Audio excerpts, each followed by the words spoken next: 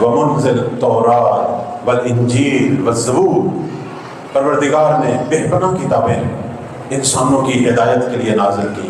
معصوم فرماتے ہیں اور رب جس نے تورات کو نازل کیا، جس نے انجیل کو نازل کیا، جس نے زبور کو نازل کیا، اللہ نے کبھی بھی انسان کو تنہا نہیں چھوڑا، ہمیشہ ہادی بھی بھیجا اور ہدایت کی کتاب بھی بھیجی۔ بلکہ میں پڑھ رہا تھا کہیں کہ قرآن مجید کی 114 صورتیں ہیں، یہ اس تناسب سے ہیں کہ اللہ نے نوع بشر کے لیے 114 صحیفے اور کتابیں بھیجی، اس لیے آخری کتاب کی بھی 114 صورتیں ہیں۔ 114 صورتوں کا فلسفہ بھی یہی ہے کہ جتنے صحیفے، صحف ابراہیم، صحف موسیٰ، پتہ نہیں کتنے صحیفے، یہ 3-4 کتابیں تو افضل ہے نا۔ اللہ نے ہر دور میں مکتوبات بھیجے۔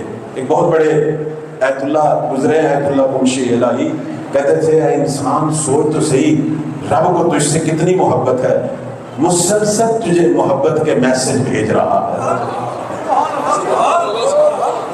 کبھی بھی اللہ نے اپنے میسج کے بغیر نہیں چھوڑا، مسلسل بھیج رہا ہے۔ آج یہی ہے نا، ہم جب کسی سے محبت ہو، کسی کا خیال ہو، میسج بھیجتے ہیں نا، کیا حال ہے، کیا کر رہے ہو، کوئی مشکل ہے تو بتاؤ۔ تو یہ تو آج ہمیں پتہ چل رہا ہے نا میسجوں کی اہمیت کا۔ اس رب کی محبت کا اندازہ لگائیں جس نے 114 میسج صحیفے اور کتابوں کی شکل میں بھیجے۔ اب بعض ہمارے بچے پوچھتے ہیں کہ یہ تورات بھیجی، انجیل بھیجی، زبور بھیجی اور اب قرآن بھیج دیا، اس کا فلسفہ کیا ہے؟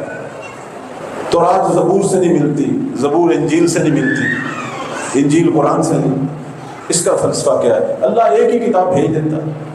اس کا بڑا سادہ سا جواب ہے، آپ اپنے بچوں کو سیدھا یونیورسٹی میں داخل کر دیا کریں، سیدھا یونیورسٹی میں داخل کر دو۔ نہیں جی، پرائمری پہلے، پھر مڈل، ہائی، پھر یونیورسٹی۔ ہاں کیوں؟ کیونکہ شعور کی ارتقاء ہے۔ پرائمری کی تعلیم مڈل سے مختلف ہے، مڈل کی ہائی سے مختلف ہے، ہائی اسکول کی یونیورسٹی سے تعلیم مختلف ہے، لیکن ہدف ایک ہی ہے، تعلیم یافتہ بنانا۔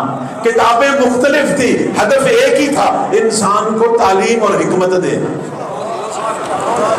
اور جب انسان شعور کی اس منزل پہ پہنچا، اس وقت اللہ نے آخری پیغام، آخری کتاب عطا کر دی، اور وہ ہے قرآن عظیم۔